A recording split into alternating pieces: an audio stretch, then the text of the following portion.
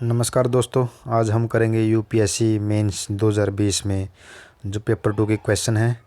क्योंकि यूपीएससी का प्रीलिम्स और मेंस का पेपर की जो ग्रंथ है वो प्रीवियस पेपर को ही मानकर चलें। क्योंकि प्रीलिम्स पेपर में आप प्रीवियस पेपर करेंगे, इससे आपको पता चल जाएगा क्वेश्चन किस तरह से हल किए जा सकते हैं, कौन कौन सी एलिमिनेशन ट्रिक यूज़ की जा सकती है और कौन कौन से स्मार्ट गैसिंग का यूज कर सकते हैं। अगर आप मेंस के प्रीवियस पेपर के क्वेश्चन करेंगे तो आपको पता चल जाएगा यूपीएससी मेंस में कैसे क्वेश्चन पूछती है और आप उनको कैसे ब्रेक करोगे और कैसे क्वेश्चन की डिमांड के अनुसार उनको हल करोगे। हमारा पेपर 2 का GS 1 हमने कर लिया है। GS 2 जो 2020 का मेंस एग्ज़ाम आया था, जो मैंने भी दिया था, कुछ गलतियाँ की, उसको हम क्वेश्चन का जो पैटर्न है कैसे ब्रेक करेंगे वो हम करेंगे। पहला हमारा क्वेश्चन है, लोक प्रतिनिधित्व अधिनियम के अंतर्गत भ्रष्ट आचरण के दोषी व्यक्ति को अयोग्य ठहराने के प्रक्रिया के सरलीकरण की आवश्यकता है। देखो, हम कई बार जल्दबाजी में क्या कर बैठते हैं कि क्वेश्चन की डिमांड को नहीं समझ पाते, हमको जो आता है वो लिखने की कोशिश करते हैं। इसने कहा कि लोक प्रतिनिधित्व अधिनियम यानी आरपी एक्ट 51 के अंतर्गत जो भ्रष्ट आचरण के व्यक्ति हैं उनको अयोग्य ठहराने के लिए प्रावधान नहीं पूछे। इन्होंने पूछा जो अयोग्य ठहराने के लिए जो प्रक्रिया है, क्या प्रक्रिया है वो कठोर है, हमको ये बतानी है। और उसके बाद इसके सरलीकरण की क्या आवश्यकता है। क्योंकि मैंने क्या किया था, लोग जो आरपी एक्ट में भ्रष्ट आचरण के दोषी व्यक्ति को अयोग्य ठहराने के क्या क्या प्रावधान है, जैसे एक RA 8A है जो एक धारा है, यहाँ पे अनुच्छेद है आरपी एक्ट में, उसका जिक्र कर दिया मतलब डिटेल से। लेकिन जो प्रक्रिया है उसका सरलीकरण, उसकी प्रक्रिया के बारे में मुझको नहीं पता था और नहीं मैंने इसको सोचा था। तो मैं ये कहना चाहता हूँ मेरे भावी एस्पायरेंट को कि पहले क्वेश्चन की डिमांड समझे क्या है, उसी के अनुसार लिखें, न कि जो आता है वो लिखने का प्रयास ना करें। क्योंकि आपको मार्क डिमांड के अनुसार ही मिलेंगे। इसमें क्या पूछा है, अयोग्य ठहराने की प्रक्रिया क्या है, और प्रक्रिया इतनी जटिल है उसको भी हमको साबित करना है। और जटिल साबित करने के बाद हमको ये भी बताना है कि सरलीकरण की आवश्यकता क्यों है, टिप्पणी करनी है, कमेंट करने हैं। नेक्स्ट हमारा क्वेश्चन है, सूचना का अधिकार अधिनियम में किए गए हालिया संशोधन सूचना आयोग की स्वायत्तता और स्वतंत्रता को गंभीर प्रभाव डालेंगे, विवेचना करनी है। मतलब हमारा एक RTI एक्ट था 2005 और हाल ही में इसमें RTI संशोधन किया है 2020, मतलब इसमें कुछ बदलाव किए हैं। इसने कहा कि ये बदलाव उसकी स्वायत्तता और स्वतंत्रता को प्रभावित करते हैं। इस स्वायत्तता और स्वतंत्रता को सिद्ध करने से पहले हमको ये बताना होगा 2005 में क्या प्रावधान थे और 2020 वाले RTI अधिनियम में क्या प्रावधान थे, और जिसके माध्यम के द्वारा ही हम सिद्ध कर सकते हैं इस संशोधन के कारण जो RTI आयोग है स्वायत्तता और जो स्वतंत्रता है उसको ऊपर नकारात्मक रूप से प्रभावित पड़ेगा। अगर मैं आपको मान्यता बताता हूँ कि RTI अधिनियम 2005 में जो मुख्य सूचना आयुक्त था और सूचना आयुक्त था उनका कार्यकाल फिक्स था 5 साल। लेकिन RTI अधिनियम जो संशोधित अधिनियम है उसमें क्या कर दिया, जो इनका कार्यकाल है वो केंद्र सरकार के ऊपर पूरी तरह निर्भर रहेगा। जब चाहे केंद्र सरकार उनको बदल सकती है, हटा सकती है या उसको चेंज कर सकती है। दूसरा था वेतन और भत्ते। पहले क्या था, जो RTI के जो मुख्य सूचना आयुक्त थे और सूचना आयुक्त थे उनका जो वेतन और भत्ता था भारत के मुख्य न्यायाधीश, चीफ इलेक्शन कमीशन और इलेक्शन कमीशन के बराबर था। लेकिन अब चेंज करके क्या कर दिया इन्होंने, जो सूचना आयुक्त और मुख्य सूचना आयुक्त के वेतन और भत्ते का निर्धारण कौन करेगा, केंद्र सरकार। इस प्रकार हमको दोनों अधिनियम के बारे में जो बिंदु है उसके बारे में बताना होगा और उसके बाद ये दिखाना होगा इससे उनकी स्वायत्तता और स्वतंत्रता गंभीर रूप से प्रभावित हुई है। नेक्स्ट है, आपके विचार में सहयोग, स्पर्धा और संघर्ष ने किस प्रकार से भारत में महासंघ को किस सीमा तक आकार दिया। अपने उत्तर को प्रमाणित करने के लिए कुछ हालिया उदाहरण दें। देखो, वेरी इंपॉर्टेंट क्वेश्चन है। अगर जो बंदा डीपली गहराई से और सीरियस होकर तैयारी करता है वही इस क्वेश्चन की डिमांड के हर पहलू को वो करेगा। देखो, आपके विचार में सहयोग, स्पर्धा और संघर्ष 3 बिंदु हैं। इन तीनों ने किस प्रकार भारत में महासंघ यानी फेडरेशन का स्वरूप प्रदान किया भारत की जो शासन व्यवस्था है। कैसे? सहयोग ने किस प्रकार भारत में फेडरेशन स्थापित किया है, स्पर्धा ने किस प्रकार भारत में फेडरेशन स्थापित किया है, और संघर्ष ने किस प्रकार भारत में फेडरेशन स्थापित किया है। मैं आपको कुछ पॉइंट बताना चाहता हूँ।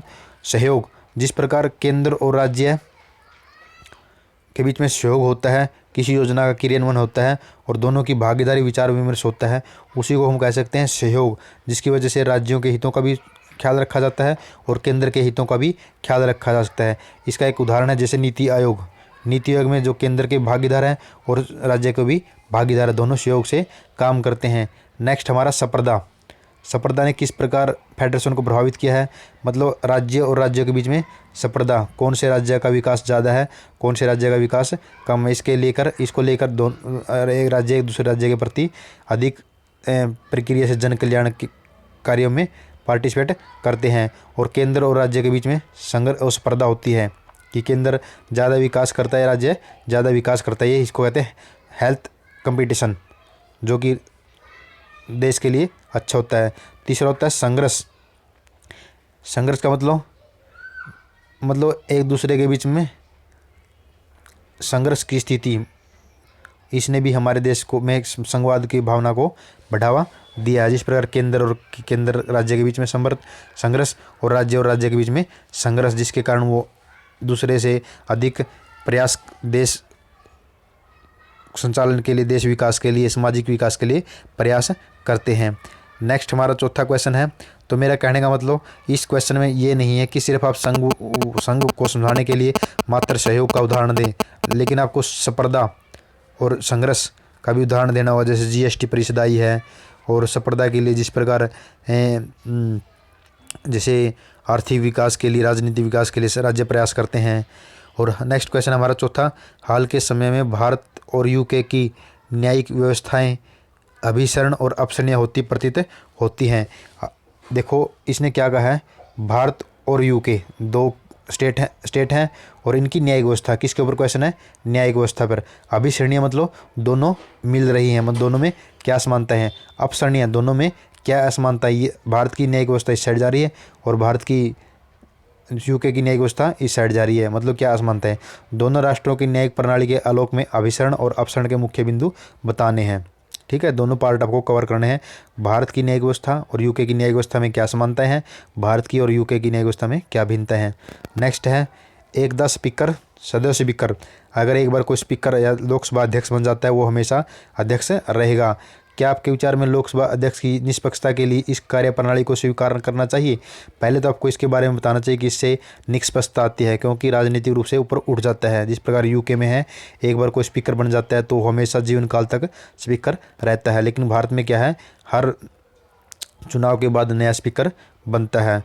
भारत में संसदीय प्रयोजन की और दूसरा क्या कह सकते हैं, अगर उसको एकदा स्पीकर और सदस्य स्पीकर की भावना प्रणाली को स्वीकार कर लिया जाता है, इसके क्या परिणाम हो सकते हैं, हमें उसको नकारात्मक भी बताने होंगे कि एकदा स्पीकर सदस्य स्पीकर के क्या सकारात्मक बिंदु हैं और इसको स्वीकारना चाहिए नहीं स्वीकारना चाहिए। अगर स्वीकारना चाहिए तो इसका लाभ क्या है, अगर नहीं स्वीकारना चाहते तो इसके हानि क्या है। सेकंड पॉइंट है भारत में संसदीय प्रयोजन की सुदृढ़ कार्यशैली के लिए इसके क्या परिणाम हो सकते हैं। अगर भारत में एकदा स्पीकर सदस्य स्पीकर को अपना लिया जाता है तो इसके क्या परिणाम होंगे। इस तरह से हमको क्वेश्चन को ब्रेक करना है। सामाजिक विकास की संभावना को बढ़ाने के क्रम में विशेषकर जरा चिकित्सा होती है, वृद्धों की चिकित्सा सुविधा को बढ़ाना। मातृत्व स्वास्थ्य दर, जिसमें मातृत्व मृत्यु दर को कम करने के क्षेत्र में सुदृढ़ और पर्याप्त स्वास्थ्य देखभाल संबंधी नीतियों की आवश्यकता है, विवेचना करनी है। इसने क्या कहा, सामाजिक विकास की संभावना कब बढ़ेगी, अगर जो वृद्ध लोग हैं उनके स्वास्थ्य के ऊपर ज़्यादा ध्यान दिया जाएगा और मातृत्व के ऊपर भी ज़्यादा ध्यान दिया जाए, तब क्या होगा, सामाजिक विकास की संभावना बढ़ेगी। इसकी आपको विवेचना करनी है।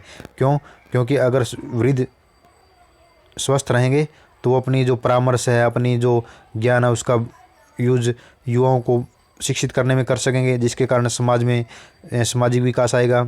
और मातृत्व स्वास्थ्य पर देखभाल देने से क्या होगा, मातृत्व मृत्यु दर कम होगी, शिशु मृत्यु दर कम होगी, जिसके कारण वो अपने बच्चे का पालन पोषण सही तरीके से कर सकेगी और एक कुशल मानव संसाधन का निर्माण होगा। नेक्स्ट हमारा क्या है, आर्थिक प्रदर्शन के लिए संस्थागत गुणवत्ता एक निर्णायक चालक है। देखो मैं ये क्वेश्चन पढ़ रहा हूँ, आप ये मत सोचना ये क्वेश्चन पढ़ने का क्या फ़ायदा है, क्योंकि आप जब तक बार बार क्वेश्चन को पढ़ेंगे प्रीवियस के पेपर के क्वेश्चन को, तो आप उसी अनुसार अपनी तैयारी की दिशा उसी के अनुसार दे सकेंगे, जिससे आप अगर कोई न्यूज़ में वो टॉपिक है उसके ऊपर गौर कर सकते हैं कि क्वेश्चन यूपीएससी में इस तरीके से पूछा गया है और आगे इस तरीके से पूछा जा सकता है। हमारा 7वां क्वेश्चन क्या है, आर्थिक प्रदर्शन के लिए संस्थागत गुणवत्ता एक निर्णायक चालक है। अगर आप आर्थिक सुधार करना चाहते हैं, जो संस्थागत सुधार है, जिस प्रकार जो संस्थाएं हैं, जिस प्रकार हम कह सकते हैं सीबीआई है या आरटीआई आयोग है, इनके गुणवत्ता को एक निर्णायक चालक हो सकता है। इस संदर्भ में लोकतंत्र को सुदृढ़ करने के लिए सिविल सेवा में सुधार के सुझाव दीजिए। अगर आप लोकतंत्र को मजबूत करना चाहते हैं तो संस्थागत सुधार किए जाने की आवश्यकता है, और लोकतंत्र को सुदृढ़ करने के लिए सिविल सेवा में सुधार के सुझाव देने हैं। सिविल सेवा में सुधार कौन कौन से किए जाने चाहिए। नेक्स्ट हमारा क्वेश्चन है, चौथी औद्योगिक क्रांति के प्रादुर्भाव ने ई गवर्नेंस को सरकार का अविभाज्य अंग बनाने में पहल की है। देखो वेरी इंपॉर्टेंट, बिल्कुल घुमा के दिया हुआ है कि अगर चौथी औद्योगिक क्रांति आ जाती है तो इस आने के कारण ई गवर्नेंस को सरकार का एक अविभाज्य अंग बना देगा। अगर चौथी औद्योगिक क्रांति आ जाती है, इससे क्या होगा, ई गवर्नेंस सरकार का एक अविभाज्य अंग बन जाएगा। इसके ऊपर हमको टिप्पणी लिखनी है। बहुत से बच्चे क्या करते हैं, ई गवर्नेंस के बारे में बहुत कुछ लिख देते हैं जो पूछा ही नहीं है, या चौथी औद्योगिक क्रांति के बारे में बहुत कुछ लिख देते हैं जो पूछा ही नहीं गया है। लेकिन इसने क्या किया है, इस क्वेश्चन को बिल्कुल व्यापक रूप से प्रस्तुत किया है। अगर चौथी औद्योगिक क्रांति आती है तो सरकार ई गवर्नेंस को अपनाने के लिए मजबूर हो जाएगी, मतलब एक अवसर प्रदान करेगी, संभावना को प्रदर्शित करेगी। नेक्स्ट हमारा क्वेश्चन क्या है, कोविड-19 महामारी के दौरान वैश्विक स्वास्थ्य सुरक्षा प्रदान करने में WHO की भूमिका का समालोचनात्मक वर्णन करें। ये करंट का टॉपिक भी है कि WHO ने किस प्रकार कोविड-19 महामारी को रोकने में महत्वपूर्ण योगदान दिया और इसकी क्या क्या कमियां रही, क्योंकि इसने पूछा समालोचनात्मक, मतलब आपको उसके सकारात्मक पॉइंट के साथ साथ नकारात्मक पॉइंट को भी बताना है, लेकिन निष्कर्ष में हमको इसके सकारात्मक बिंदु को ही रखना है, क्योंकि निष्कर्ष हमेशा पॉजिटिव ही होता है। अमेरिका और यूरोपीय देशों की राजनीति और अर्थव्यवस्था में भारतीय प्रवासियों को एक निर्णायक भूमिका निभानी है, उदाहरण सहित टिप्पणी करना है। देखो इसने 2 देश दिए हैं, अमेरिका और यूरोपीय देश की राजनीति में और अर्थव्यवस्था में जो भारतीय प्रवासी गए हुए हैं उनकी एक निर्णायक भूमिका रही है। देखो आपको ये बताना है कि भारतीय प्रवासियों का अमेरिका की राजनीति में क्या योगदान रहा, अमेरिका की अर्थव्यवस्था में क्या योगदान रहा, भारतीय प्रवासियों की यूरोपीय देशों की राजनीति में क्या योगदान रहा और यूरोपीय देशों की अर्थव्यवस्था में क्या योगदान रहा। इस तरह से हमको क्वेश्चन की हर डिमांड को लेकर चलना है, हर जो आयाम है, हर फैक्टर है, हर भाग है, उसको लेकर उसको करना है। हमारा नेक्स्ट क्वेश्चन है, राष्ट्र की एकता और अखंडता बनाए रखने के लिए भारतीय संविधान केंद्रीकरण करने की प्रवृत्ति प्रदर्शित करता है। जिस प्रकार आपातकाल है या राष्ट्र की एकता अखंडता के लिए क्या करते हैं, एक केंद्रीकरण करता है, मतलब केंद्र को ज़्यादा शक्ति प्रदान की जाती है। जिस प्रकार आपदा आती है या आपातकाल आता है, उससे संबंधित क्वेश्चन है, प्रदर्शित करता है। महामारी अधिनियम 1897, आपदा प्रबंधन अधिनियम 2005 और हाल ही में कृषि अधिनियम के परिप्रेक्ष्य में सुस्पष्ट करना है हमको कि मतलब ये जो अधिनियम है इनका कारण क्या, मकसद क्या है, देश की संप्रभुता एकता को स्थापित करना, और इसके लिए क्या करते हैं, केंद्र को अधिक शक्ति दी जाती है। जिस प्रकार कृषि अधिनियम में राज्यों की ज़्यादा पूछ नहीं की गई, जिसके कारण जो किसान आंदोलन चले हुए हैं और इसके कारण केंद्रीकरण प्रवृत्ति आई है। लेकिन इसके साथ साथ जो भारत राष्ट्र की एकता अखंडता को सुनिश्चित किया जा सकता है, आर्थिक सामाजिक विकास किया जा सकता है, सामाजिक न्याय को बढ़ावा दिया जा सकता है और समावेशी विकास को भी बढ़ावा दिया जा सकता है, जो कि भारत की एकता अखंडता के लिए महत्वपूर्ण है। नेक्स्ट हमारा न्यायिक विधायन जुडिशियल लेजिस्लेशन भारतीय संविधान में परिकल्पित शक्ति पृथक्करण का सिद्धांत का प्रतिपक्षी है। क्या कहते हैं, न्यायिक विधान मतलब न्यायिक, जब न्यायालय कोई कानून बनाती है यह शक्ति के पृथक्करण का उल्टा है, उल्लंघन करता है। इस संदर्भ में कार्यपालिका अधिकरणों को दिशा निर्देश देने की प्रार्थना करने संबंधी बड़ी संख्या में दायर करने वाली लोकहित याचिकाओं का न्याय औचित्य सिद्ध कीजिए। मतलब क्या है, जो काम संसदीय विधायिका को करना है वो काम न्यायपालिका कर रही है, इससे क्या होता है, शक्ति के प्राधिकरण का सिद्धांत उल्लंघन होता है। लेकिन इसके लिए अनेक याचिकाएं भी आ जाती हैं। तो ये याचिकाएं, या मतलब कह सकते हैं न्यायिक विधायन, न्यायिक सक्रियता, ये सही है या गलत है, इसके बारे में दोनों तरफ हमको पॉइंट लिखने, औचित्य सिद्ध करना है कि न्यायिक सक्रियता, न्यायिक विधायन सही है या गलत है।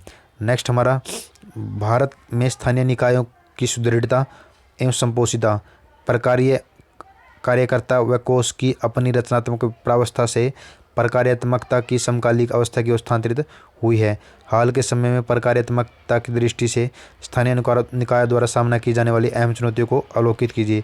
इसके लिए हम इंग्लिश में पढ़ते हैं, strength and sustenance of local institution. मतलब जो स्थानीय निकाय हैं, इनकी मजबूती के लिए और इनके स्थायित्व के लिए in India has shifted from their formative phase of functionaries and funds to the contemporary stage of functionality. मतलब क्या कहा इन्होंने, जो भारत में स्थानीय निकायों की सुदृढ़ता और संपोषिता के लिए प्रकारीय कार्यकर्ता कोष की अपनी रचनात्मक प्रावस्था से जो फंक्शनलिटी है उसकी ओर स्थानांतरित हुई है। Highlight the critical challenge faced by the local institution in term of their functionality in recent time. मतलब जो स्थानीय निकाय द्वारा जो चुनौतियां हैं हाल में सामना की जा रही है, उसका हमको वर्णन करता है। क्या कहते हैं, जो स्थानीय निकाय की मजबूती के लिए पहले क्या था, संपोषिता मतलब फंक्शनरीज और फंड्स। मतलब इसका क्या है, फंक्शन मतलब जो कार्य प्रणाली है, फंक्शनरी मतलब जो मशीनरियाँ हैं, और फंड्स का मतलब वित्तीय, उसकी बजाय फंक्शनलिटी मतलब इसकी तरफ स्थानांतरित हो रही है। इस तरह के क्वेश्चन पूछते हैं आपको, मतलब क्वेश्चन के सभी पार्टों को लेके चलना है और उसके ऊपर फोकस करना है। 1 मिनट 1.5 मिनट अगर आप सोचेंगे वो बेटर रहेगा, न कि आप जल्दी क्वेश्चन बिना कुछ डिमांड समझे आप उस क्वेश्चन को लिखने की कोशिश करेंगे, क्योंकि ये मैंने भी किया है, जिसकी गलती के कारण अब भी मैं पछता रहा हूँ। डियर, आप भी इन गलतियों को ना दोहराएं।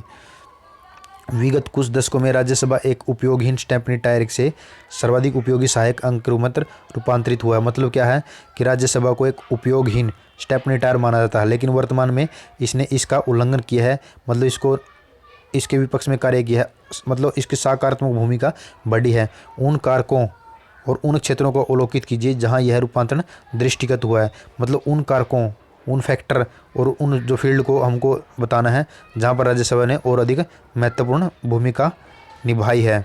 नेक्स्ट हमारा, एक आयोग के संविधानीकरण के लिए कौन कौन से चरण आवश्यकता है।